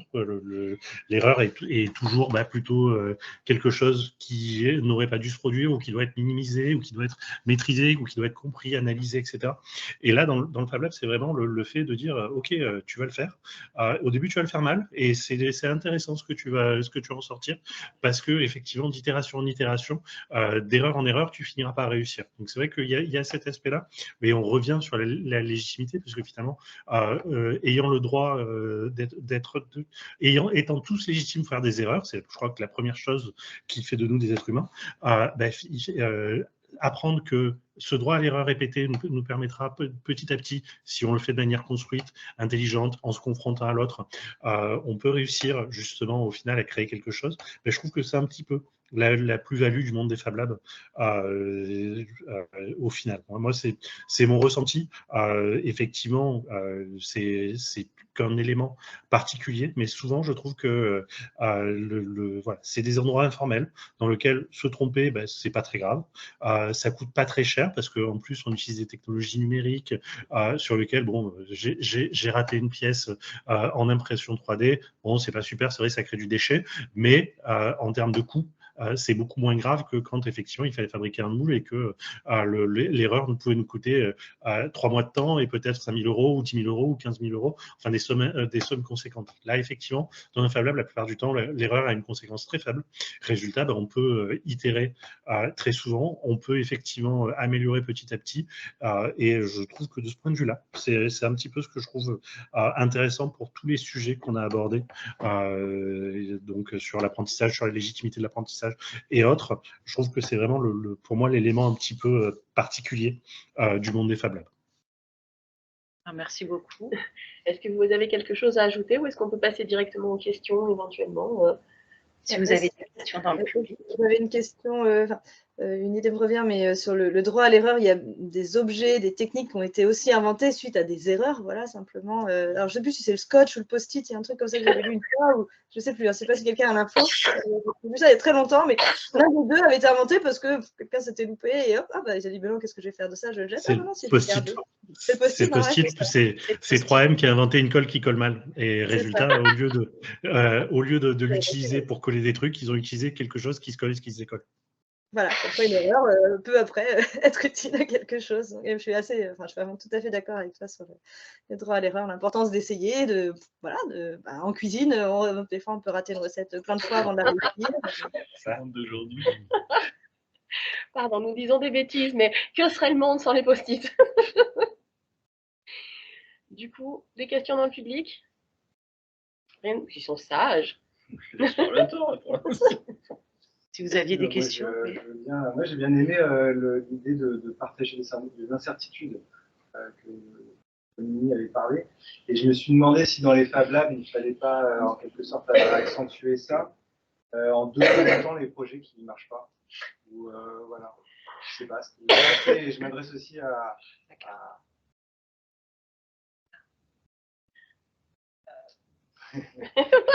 C'est dur de documenter les petits projets qui marchent. Alors, concrètement, ce qui marche La documentation, c'est vraiment une grosse problématique sur laquelle on travaille tous. Tout le monde a sa version. D'ailleurs, je vous invite le 18, c'est bien ça, janvier, me semble-t-il. Il y a une soirée sur la documentation. Exactement, une de nos collègues de formation du DU qui va travailler là-dessus. Donc, je vous invite à venir participer à ça et suivre. La documentation, c'est le mal du siècle chez nous. Tout le monde en voudrait. Le principe de la documentation, pour ceux qui ne connaîtraient pas, c'est un peu, imaginez des dents d'un râteau, et le râteau, elles avancent toutes comme ça, sauf que lui, il ne sait pas ce qu'a fait lui, qui a fait sait pas ce qu'a fait le troisième, et résultat, ils butent tous au même moment sur les mêmes choses, et ils font tous le même parcours, et ils sont tous stoppés au même endroit. Et si les dents, elles commençaient à stresser un petit peu, par la documentation, ce serait quand même pratique. Alors, documenter les erreurs, moi, en tant qu'étudiante, je pense que c'est important. Je pense que c'est important de documenter l'erreur. Même si c'est difficile, bien sûr. Je pense que ça permettra à d'autres déjà de se rassurer et d'avancer, de repartir. Voilà. Il y a des travaux en socio des sciences qui posaient la question de comment on écrit un article scientifique. C'était assez intéressant parce que souligné, donc c'est les travaux d'Harry Collins qui dit oui, bon, vous écrivez des articles, on a toujours l'impression que c'est hyper facile en fait. Donc vous faites une expérience et il dit bah ouais, bah, en fait ça ne correspond pas du tout à ce que vous faites. Et donc ça c'était dans les années 90. Et il disait bah ce qu'il faut faire, ce qu'il faudrait faire, c'est modifier les règles de publication d'articles, donc je parle de revues à qualité de lecture, donc si vous documentez dans le FabLab, vous faites ce que vous voulez, en soulignant le nombre de fois où on a fait l'erreur, et donc en restituant ce qu'on fait dans la documentation dans la mesure du possible, mais en insistant vraiment au fil de ce qu'on n'arrive pas à faire sur les difficultés de chaque étape. Parce qu'on a un peu l'impression, on documente, et puis il y a une étape qu'on a mis 3 semaines à passer, alors on dit, bon, c'était difficile, on a fait ça comme ça, et voici la solution. Et puis après, il y a une étape, on a mis 5 minutes, parce que en fait, c'est super simple, et en fait, il y a le même item juste en dessous, donc voilà. Donc réfléchir à documenter l'erreur, c'est difficile vraiment de documenter un projet qui ne marche pas, mais déjà documenter un projet qui marche, en restituant précisément les errements, les difficultés de chacune des étapes, en disant ouais là j'ai quand même testé 5 matériaux différents, il y avait des bulles, il y avait des machins, c'était hyper chiant, et puis je me suis rendu compte qu'en fait ça marche pas pour telle raison, et qu'il fallait vraiment regarder ce truc-là, et que je l'ai pas vu pendant 3 semaines, mais c'était ce truc-là qu'il fallait regarder. C'est peut-être un point de départ de quelque chose. Juste avant que... Oh, j'adore ton chat. Juste avant que... T'as une question, Anne. La personne qui est en ligne. Sébastien. Oui, d'accord. Carole. Je voulais juste, avant que nous ne reprenions, je voulais remercier Vincent qui a dû nous quitter, mais c'était vraiment un bonheur de l'avoir parmi nous. Voilà. Je t'en prie, Sébastien. Non, en fait, c'est la personne C'était qui est en... Carole. Non, L'espace du matin. Ah, l'espace d'un matin, oui, c'est Monsieur Gendrin. On écoute Monsieur Gendrin. Ah oui, parce que j'ai levé la main tout à l'heure. Ah, je n'étais pas sûr. J'avais une question, mais Sébastien a abordé le sujet de l'école qui habituellement encourage la réussite et le Fab Lab qui encourage l'échec. Et en fait, pour appuyer, enfoncer le clou, il se passerait intéressant dans un Fab Lab où les gens réussissent leur projet. Il faut que les gens échouent leur projet pour qu'ils se mettent en relation les uns avec les autres. Sinon, ils vont pas interagir les uns avec les autres. Ils vont arriver dans le lieu, utiliser les outils, avoir fini et repartir. Et il ne se passe rien. Et ton Fab Lab, il est stérile. Pour rebondir aussi sur ce que disait Volny sur les gens qui se rencontrent alors qu'ils ne devraient pas se rencontrer. Si tu veux que les gens se rencontrent, il faut qu'ils n'y arrivent pas. Donc, comment tu doses correctement la quantité d'échecs dans ton Fab Lab pour arriver à ça? Un niveau d'échec optimal pour pas que tout le monde soit déprimé. Non, mais il faut dire aussi que Olivier Gendrin a été un des premiers Fab Managers du FacLab, donc il a une certaine expérience de la question. De l'échec. De tout. Mais c'est un package, c'est un ensemble. Et là où je le rejoindrais, c'est sur le fait qu'il m'est déjà arrivé sur des gars qui étaient avec des compétences qui n'étaient pas du tout les miennes, qui étaient de l'informatique, de bloquer sur un truc. Et moi, avec mon air bête et ma vie basse, pour rester poli, je suis arrivée en leur disant, avec mon expérience d'autres métiers, en disant, et si vous faisiez comme ça? Et je leur ai débloqué le truc. Mais parce qu'on a des compétences différentes. C'est tout l'intérêt. Voilà. Après, nous, on est dans la position d'apprenant. C'est bien si on est en échec, parce qu'on apprend. Je trouve ça intéressant aussi que je sais pas comment on les appelle, ceux qui nous apprennent, nous transmettent justement aussi ces échecs qu'ils ont pu avoir et toutes les difficultés, le temps qu'ils ont mis aussi à... Parfois, on a l'impression que ça se fait comme ça, pas du tout. Et c'est de le dire qui permet d'appréhender, de voir que finalement, oui, nous aussi, il va falloir tout ce chemin pour apprendre. Et nous aussi, on est team quelque part à faire ce chemin. Exactement, voilà. Vous n'hésitiez pas. Et après, ça fait vraiment un rapport horizontal. On se dit, oui, eux aussi se sont trompés. C'est pas les maîtres de la découpe laser ou, je sais pas, par exemple. On peut redescendre Dieu, c'est ça. Mais c'est important de le dire, je pense. Ah, mais du coup, découpe laser, moi j'ai fait des ateliers à Leroy Merlin. Ouais, je suis allée dans un Fab Lab. Attention, ça, tu vas te faire mordre. On va pas dire demain. Mais c'est l'idée, ils font des ateliers où on peut venir tester des outils et créer un objet. Donc on est quand même un peu dans l'idée du Fab Lab. Non, on n'arrive pas avec notre propre idée. Il faut revenir sur le droit à l'erreur. Je me dis, je pense que assez tôt, nous au collège, en tout cas, c'est une approche, je pense, qui est assez partagée, de dire à l'élève, bah, montre-moi un peu ton cheminement de pensée sur ta copie. Voilà, je veux voir tes calculs, même si le résultat est faux, je veux voir ton chemin, je veux voir le choix que tu as fait. Et souvent, il y a des collègues aussi qui disent, bah, rends-moi ton brouillon avec ta copie, comme ça, je vois un peu tout ce que tu as fait et on peut repartir des erreurs éventuelles pour la prochaine fois trouver la bonne solution, mais qu'on sache ce chemin qui s'est fait. Et au Fab Lab, c'est pareil, quand on va arriver à un résultat parce qu'on a eu plein d'étapes et qu'on a buté dans des impasses et qu'à un moment, on a trouvé la solution. Et j'aime beaucoup ce que tu disais, Raphaëlla, sur le fait de venir débloquer. Bah, tu seras la personne qui arrive avec un regard extérieur, qui se dit, bah, comment moi je prends le problème, eux, ils arrivent avec leur technique, voilà, un peu des ornières de je vais faire forcément l'objet de telle manière, avec tel matériau et avec telle solution, j'en sais rien, technique. Et toi, tu arrives avec un autre regard. Tu fais des connexions avec d'autres techniques que tu as et parfois ça peut être la petite chose qui va débloquer un problème. Donc voilà, j'aime beaucoup cette idée on revient à la co-construction et à ce que chacun peut apporter comme pierre à l'édifice. Paul-Mi essayait de dire quelque chose. Non, mais c'est bon. Il n'essaye plus. Sébastien, je t'en prie, nous t'écoutons. Moi, de mon côté, c'est vrai que l'autre aspect, et pour le coup, tout se rejoint, c'est que je trouve que les Fab Labs, ça reste des espaces de sérendipité. C'est-à-dire que c'est des espaces où le hasard crée quelque chose et on ne sait pas vraiment l'expliquer.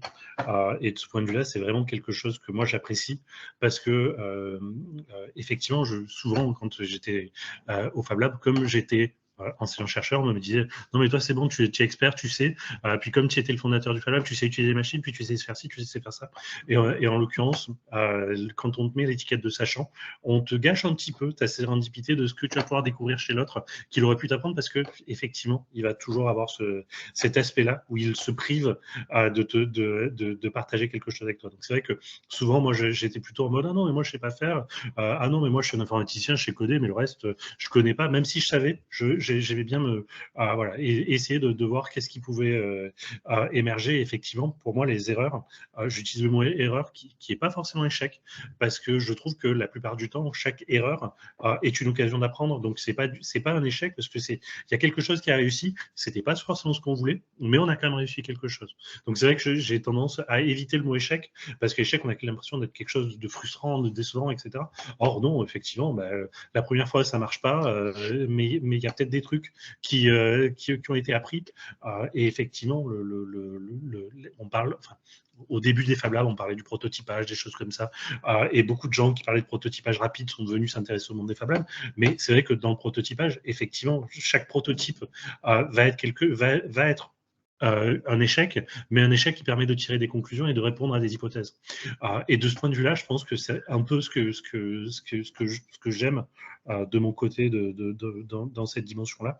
Et c'est vrai que c'est le hasard, parce qu'on on sait jamais où on va arriver, quoi. Et on a beau essayer de le prévoir, de l'anticiper, de l'analyser, de le comprendre, les rencontres multiples, les compétences diverses, les besoins hyper variés et les idées à la con, parce que je trouve que les idées à la con, c'est quelque chose qu'on ne sacralise pas assez dans les Fab Labs. C'est vraiment ce qui fait la richesse de ces lieux-là et ce qui fait qu'il va en émerger quelque chose de différent que dans une salle de classe ou que dans un autre espace, quel qu'il soit. C'est un peu ce mélange des genres qui fait qu'au final, on voit apparaître des choses et on se dit j'arrive pas à comprendre pourquoi ça apparaît là et pourquoi ça apparaîtrait pas là. Je vais trouver des ingrédients, je vais les expliquer, mais c'est vrai que voilà, il y a une part de hasard qui est enrichissant, et c'est vrai qu'effectivement le fait de ne pas avoir trop de gens qui réussissent ou trop de gens experts qui savent faire de bout en bout ce qu'ils ont besoin, c'est important, parce qu'effectivement dans ce cas-là on n'apprendrait rien et personne n'apprendrait rien, donc le collectif en lui-même ne ressortirait pas enrichi des projets qu'il a hébergés, parce que c'est vrai qu'on souhaiterait tous que nos projets soient documentés. On a tous essayé plein de choses, hein, comme tu l'as dit, Raphaëlla, mais c'est vrai que parfois, juste le fait d'avoir des gens qui partagent pendant qu'ils sont en train de galérer, c'est intéressant. Et dernière réflexion que j'avais aussi sur la difficulté, le fait qu'il faut doser la difficulté de l'échec, etc. Je pense que c'est un petit peu comme dans tous les apprentissages, hein, quand on fait du design d'activités pédagogiques, on doit toujours se dire il ne faut pas que ce soit trop facile, sinon c'est pas motivant, et il ne faut pas que ce soit trop dur, parce que sinon c'est démotivant.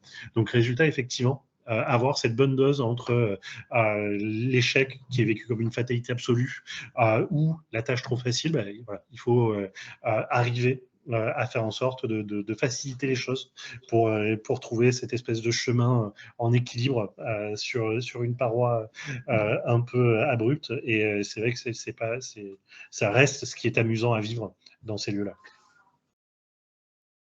Après, merci. Non, non.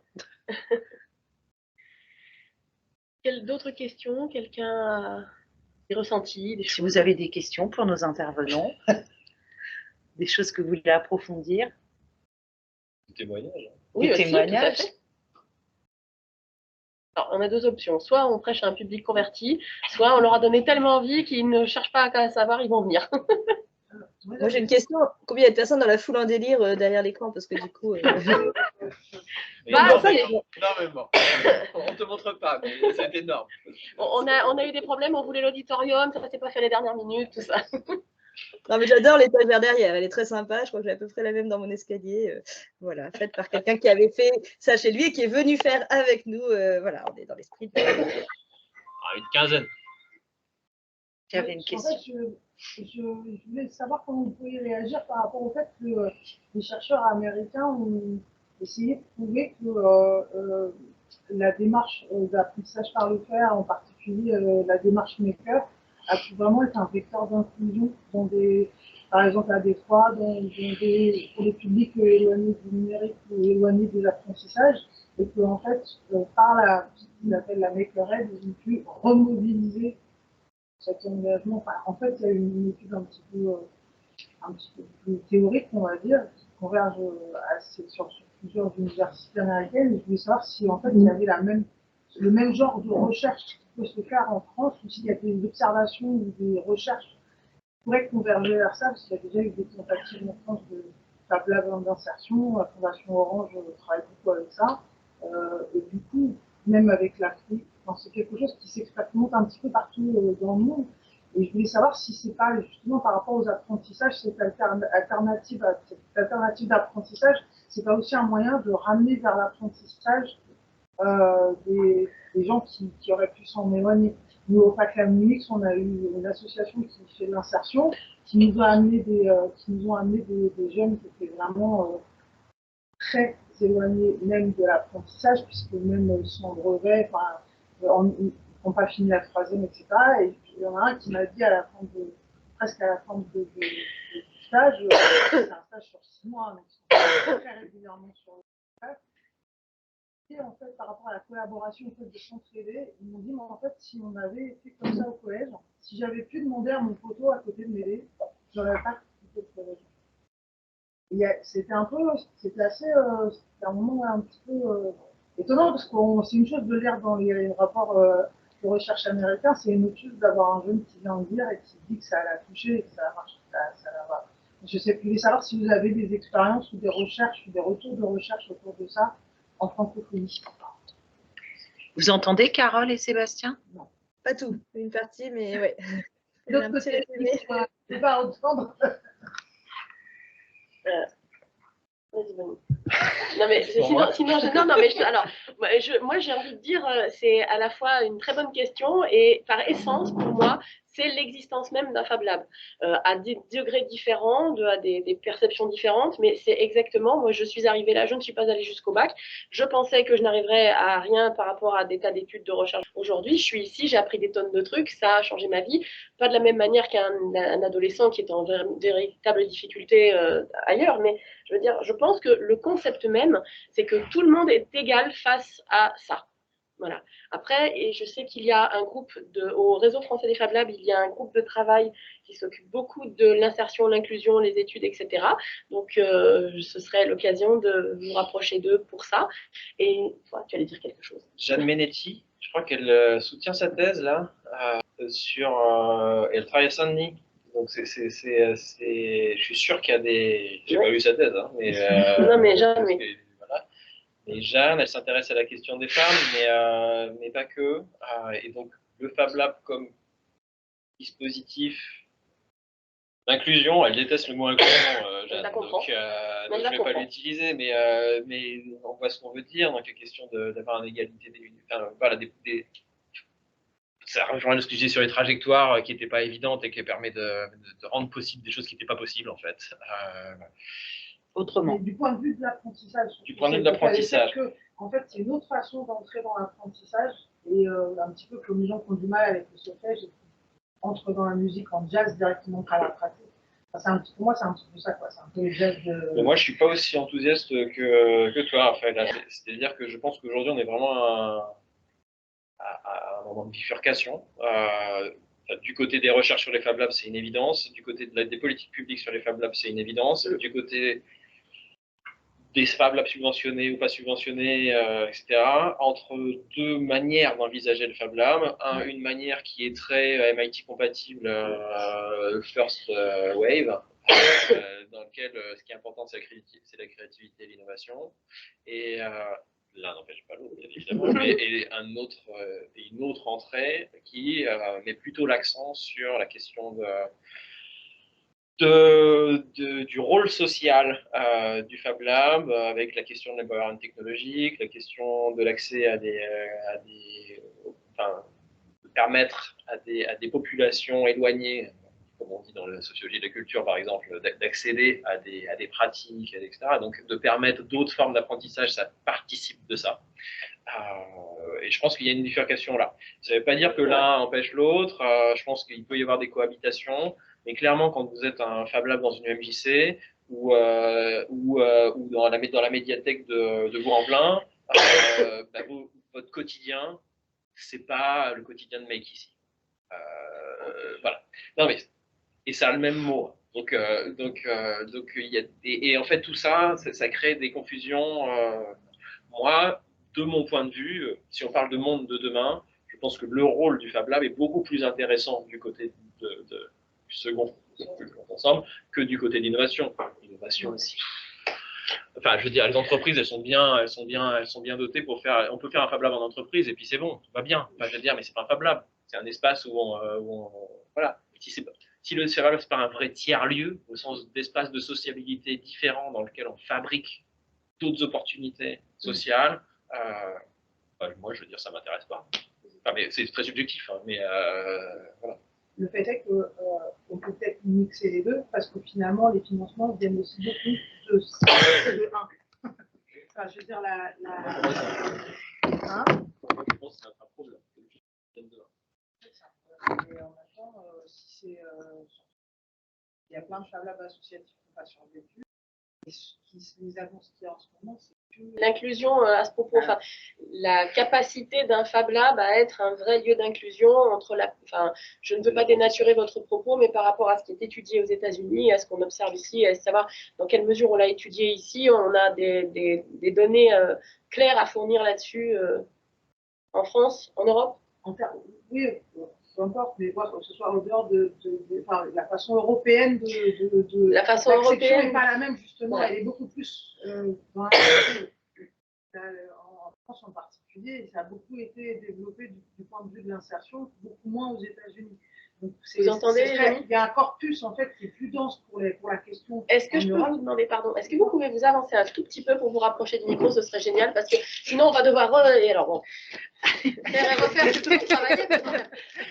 Oui, je demandais s'il y avait comme le corpus et de Fab Lab qui sont plus sur l'inclusion et plus grand en Europe qu'aux États-Unis, je demandais s'il n'y avait pas eu des recherches autour de ça, parce que cette histoire d'inclusion, elle vient surtout du côté de l'apprentissage, puisqu'elle permet de remobiliser en apprentissage des gens qui ont été mis sur le côté parce qu'ils se sentaient exclus d'un système d'apprentissage traditionnel.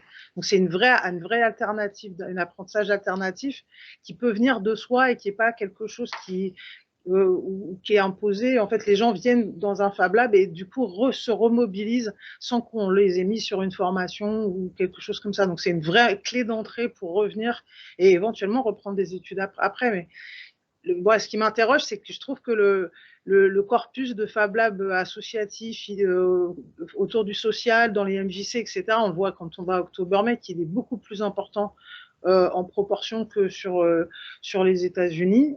eux, leur corpus comme ça, il vient plutôt du côté scolaire. Mais du coup, ce serait intéressant de voir l'acception européenne, on va dire française à défaut, par rapport à ça. Alors, pour ceux qui éventuellement nous feraient le plaisir de se joindre à nous et ne connaissent pas forcément tout le milieu des Fab Labs, October Make, c'est un événement qui a lieu une fois par an, qui est organisé en grande partie par le réseau français des Fab Labs, où se retrouvent des tas de lieux pour discuter de toutes les problématiques et mettre en place des travaux pour l'année. Et la dame qui vient de nous parler s'appelle Catherine Villeray et elle est Fab Manageuse aussi. Du coup, Carole et Sébastien, maintenant que vous avez sans doute entendu plus clairement, est-ce que vous avez quelque chose à rajouter?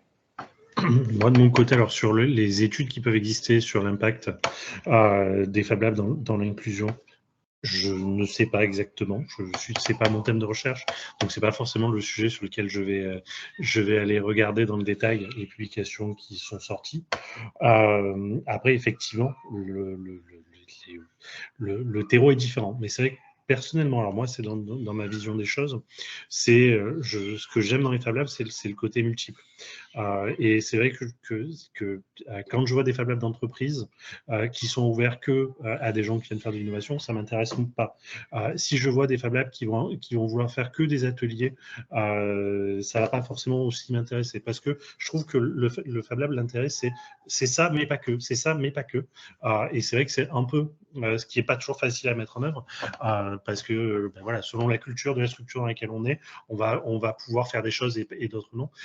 Et c'est vrai que voilà, dans mon acceptation du terme Fab Lab, il y a une espèce de multiplicité qu'il faut surtout chérir et alimenter d'autant que faire se peut, parce que c'est ce qui fait la richesse au final de ces communautés. C'est effectivement de ne pas être finalement qu'une reproduction de ce qui est la structure qui a pu accueillir le Fab Lab à l'origine. Moi, c'est un peu voilà, mon opinion en tout cas. Et c'est vrai que c'est souvent là où la richesse va se créer. Et c'est vrai que j'espère pas qu'on soit une bifurcation trop franche où d'un côté il y aurait des Fab Labs, on va dire, qui font du business, et de l'autre côté il y aurait des Fab Labs qui font du social, parce qu'on aurait perdu finalement la richesse qui était de se dire finalement il y a des entrepreneurs qui vont croiser des publics en inclusion, il va se passer des choses et c'est pas inintéressant parce que habituellement ils se croisent pas ces gens-là, et je trouve voilà, que si on stéréotype trop les typologies de lieux, on risque de perdre ce côté un petit peu étrange des rencontres qui peuvent se passer. C'est vrai que moi, c'est ce que je trouvais enrichissant dans le Fab Lab à Aix. Je ne vais pas repasser parce que je suis à La Rochelle en ce moment. C'était effectivement le fait d'avoir à la fois des publics qui pouvaient être des étudiants, même si c'était pas les plus fréquents, d'avoir des retraités qui étaient totalement farfelus, et à côté des start-upers qui étaient en train de hyper focus sur un sujet d'innovation très très pointu. Et le croisement entre ces gens qui discutaient, ça donnait lieu à des échanges qui étaient intéressants humainement, et en tout cas qui m'enrichissaient personnellement. Florence, du coup, par rapport à cette perception-là, tu avais quelque chose à dire sur ton... Moi, je suis un peu l'inverse de Raphaëlla, c'est-à-dire que j'ai suivi un cursus, comme je disais au départ, académique et littéraire, qui était super, voilà, mais j'ai l'impression de rien savoir faire. Et donc, si on a, voilà, ça me permet de, je sais plus. Mais du coup, par rapport à l'inclusion, tu te sens quand même légitime, enfin, tu n'as pas l'impression de te sentir légitime par rapport à des gens qui sont en difficulté ou qui auraient besoin de cette inclusion, ou à qui on tendrait la main un peu plus. Moi, je trouve ça bien ce que disait Sébastien, parce qu'en fait, si c'est vraiment très social et pour des gens qui, voilà, ce serait excluant pour moi, qui a un parcours inverse et qui vient quand même au Fab Lab. Et j'apprécie de rencontrer cette diversité de personnes. Voilà. Il y a une diversité de configuration qui est énorme. Oui, c'est ça. Mais, et du coup, il faut cette mixité un peu comme nous en médiathèque, il la faut, absolument. Ah si, merci. Il y a 10 ans, je me disais, la caractéristique première des Fab Labs, c'était leur indétermination en nature. Ce sont des ovnis, clairement. Et que c'était une stratégie, pas forcément consciente, des Fab Labs que de maintenir cette indétermination. On ne sait pas qui on est en fait. En fait, on n'en a rien à foutre. parce qu'au quotidien, on fait des trucs, et en fait, c'est un peu comme, moi j'aime bien, quand on me dit, ah, t'es sociologue, ah non, mais non, machin, en fait, je suis machin, du coup, je m'échappe toujours, et comme ça, on me met pas d'étiquette, et comme ça, je fais ce que je veux. Et donc, de fabriquer des interstices comme ça, par indétermination. Ça, c'était très bien. Le monde associatif sait très bien faire ça. C'est-à-dire que d'avoir des. Alors après, il faut chercher les subventions, c'est toujours un peu délicat, etc. Mais donc, ça permet. Ça, c'était bien au début du mouvement, quand il y avait très peu de salariés, ou qu'il y avait des institutions comme ça, comme ici, hein, qui permettaient un peu des indéterminations, parce qu'il n'y avait pas beaucoup de place, enfin, il y avait de la place comme ça disponible, etc. Et puis après, bah, ça a monté. Notes dirait que ça s'est institutionnalisé. Je ne sais pas si c'est vraiment institutionnalisé, mais en tout cas, ça s'est structuré. Les gens en ont eu marre de gagner 1100 balles en ayant un diplôme d'ingénieur et trucs. Et la première génération s'est fatiguée. Donc, ceux qui ont créé les Fab Labs, etc., il y a eu la dynamique, mais au bout de 10 ans, en fait, bah, ils n'ont pas forcément trouvé la relève de gens, etc. Et du coup, bah, il y a eu une prise de conscience de la précarité de ce que c'est qu'une vie en Fab Lab. Et donc, cette question de l'indétermination, elle a été mise en balance avec des besoins de sortir de la précarité. Je me souviens des premiers Oktoberfest ou du deuxième, où cette histoire de était très forte. Pourquoi je vais bien voir ça? Parce qu'après est arrivé l'AMI, l'appel à la manifestation d'intérêt. Et donc, les AMI, les appels d'offres, etc. En fait, qu'est-ce que ça fait? Moi, tout le début, j'avais dit, faites gaffe quand même, hein, parce que répondre à une AMI, en fait, ça va vous donner probablement de l'argent, c'est bien, donc ça va diminuer votre incertitude, mais ça va complètement vous sortir de votre stratégie d'indétermination.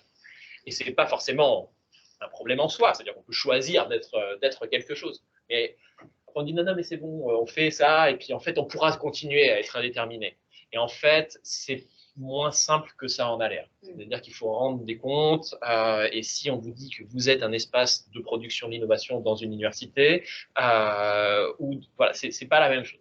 Et si on vous dit que vous faites du social parce que vous êtes dans une MJC et que du coup vous faites de l'action sociale, c'est autre chose.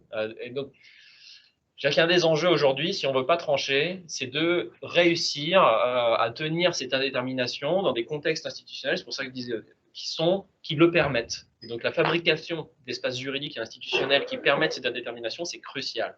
Et donc, voilà. C'est l'enjeu des futurs Fab Managers. Ouais.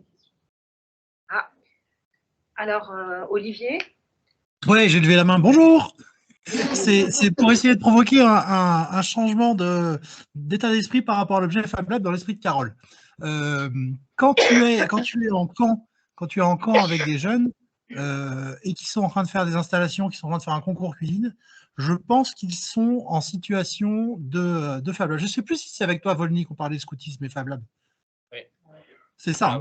Je pense que quand tu es en camp avec des jeunes et qui sont en situation de réaliser des choses, ils sont, eux, dans une situation d'être dans un contexte de Fab Lab. La seule chose qui manque, c'est qu'ils n'ont pas d'électronique, ils n'ont pas de numérique. Mais ils ont quand même des scies et des hachettes pour se couper les doigts, c'est pas un problème.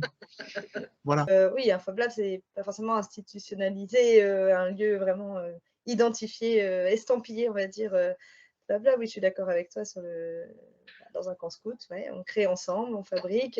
Dans un collège, et ben oui, on fabrique aussi. Moi, j'adore faire des ateliers manuels et créer des choses avec les élèves. On a créé des escape games avec mes collègues parce qu'on aime bien passer par le jeu pour l'apprentissage. Et voilà, c'est plein de façons de faire un peu différentes qui vont donner envie d'apprendre, qui vont donner, on revient à la confiance en soi, on revient à l'idée de transversalité, de transdisciplinarité aussi, et le jeu le permet. En fait, au départ, on a choisi des profils très différents, comme un peu dans un Fab Lab, pour justement avoir des idées un petit peu, pas forcément neuves, mais des idées autres. Voilà. Donc c'est pour ça, je pense qu'Olivier te pose cette question. Les camps scouts. Mais du coup, je rebondis. Est-ce qu'il y a quelque chose, un élément que vous mettriez en avant si vous deviez faire une liste au Père Noël, un truc qui vous semble majeur, vraiment prioritaire à mettre en avant, et dont nous n'aurions pas forcément parlé, mais un truc où vous dites ça c'est essentiel, les gars, allez-y, travaillez là-dessus. À part la documentation, je sais. Et pour les futurs Fab Managers, c'est ça? Bah, pourquoi pas, de manière générale, mais pourquoi pas? On va lui demander à Sébastien. Sébastien. Alors Sébastien, c'est toi.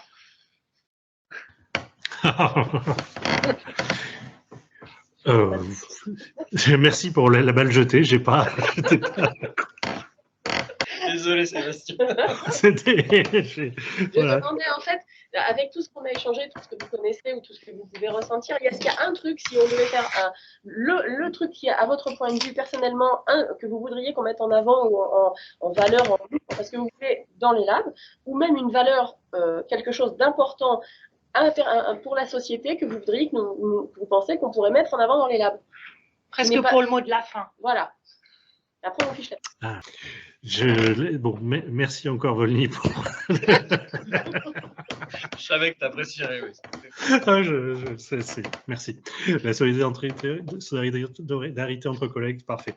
Non, je sais pas, moi, sur ce que je retiens des Fab Labs, c'est effectivement leur atypicité et ce que je souhaiterais, c'est que ça continue à rester, quoi. C'est des lieux atypiques pour des gens atypiques et tant qu'on reste dans cette acception-là, je serais heureux, quoi. Je pense que ça peut à la fois donner une place à des personnes qui aujourd'hui sont en recherche de quelque chose, comme effectivement faire connaître ou mettre en lien des manières de faire et d'apprendre et des pratiques qui sont différentes. Donc c'est vrai que voilà, cet amour de l'atypicité dans les labs, c'est quelque chose que de mon côté j'aime beaucoup. Moi, mieux. Moi, je pense que je mettrais l'accent sur un point que vous avez souligné à plusieurs reprises, mais la rencontre, l'importance de la rencontre et de tous les échanges, tous les dialogues qui vont naître dans un Fab Lab, de profils différents. Mais voilà, juste se dire, on va rencontrer des gens et on va rencontrer des savoir-faire, on va rencontrer des idées et on va brasser un peu tout ça. Et il y a des choses qui vont émerger et ça, je trouve ça magique. Donc, voilà, mettre l'accent sur la rencontre et ouvrir toutes les portes possibles de cette manière. C'est une question. Vous pourriez me sauver la vie là. C'est une phrase qui m'a fait ça en tête. J'invite tout le monde, surtout ceux qui ne connaissent pas, à découvrir le jeu La fresque du climat. Oui, elle en a parlé Carole tout à l'heure. Voilà. Et je pense que des lieux comme ceux-ci peuvent être des lieux de jeu, la fresque du climat. Effectivement, la fresque du climat, c'est un élément très intéressant pour la pédagogie concernant les réchauffements climatiques et toutes ces choses-là. Du coup, Alors moi, je regarderais juste la phrase de Sébastien que j'aime bien. Je pense que c'est vraiment des lieux atypiques pour des gens atypiques. Et la question de l'atypicité, moi, je trouve que c'est vraiment... c'est important. C'est-à-dire que... La question de la typicité ou de l'atypicité, c'est associé à la question des normes sociales ou des structurations sociales. Et donc, l'atypicité, c'est juste le parcours transversal d'individus ou de collectifs dans des endroits ou par des chemins qui ne sont pas censés parcourir. Je reviens sur cette histoire-là. Donc, c'est ça qui fait l'atypicité. Ce n'est pas quelqu'un qui est atypique en soi. Sinon, on réifie, voilà, on singularise des normes et voilà. Donc, permettre des endroits. Et moi, oui, il y a un mot qu'on n'a pas du tout utilisé. Et moi, il y a un mot qui est essentiel, c'est la convivialité. C'est-à-dire que c'est des lieux de convivialité, au sens, à tous les sens, quoi. C'est-à-dire qu'il faut qu'on puisse manger de ce que vous voulez, et puis qu'on se parle. Et la convivialité, c'est à la fois un rapport à la technique, comme chez Illich, mais c'est aussi un rapport comme chez les scouts. C'est aussi comme un rapport, là je rebondis, hein, c'est un rapport de non-jugement, c'est un rapport de légitimité transversale, c'est un rapport de camaraderie. Si on parle de collectif et de communauté, c'est pas juste des communautés d'apprentissage, c'est pas juste des communautés épistémiques, pour parler pédant. C'est des communautés de gens. Donc, c'est des communautés de gens qui passent du temps le soir et c'est des potes, quoi. Mais c'est les mêmes potes que le club de escalade, hein. Enfin, je veux dire, que le club de n'importe quoi. Donc, le Fab Lab, c'est convivial. Une salle de classe, ça l'est pas. Donc, ou rarement. Il n'y a pas de machine à café dans les salles de classe, c'est pour ça. Nous allons donc vous remercier encore d'avoir participé avec nous, d'avoir partagé vos ressentis, vos connaissances, d'être venu en spectateur pour partager ce moment avec nous. Et maintenant, je suis désolée pour ceux qui sont loin, mais on vous aime fort. On va, nous, aller partager des choses qui sont plus concrète. convivial. Encore La partie convivialité. Dans les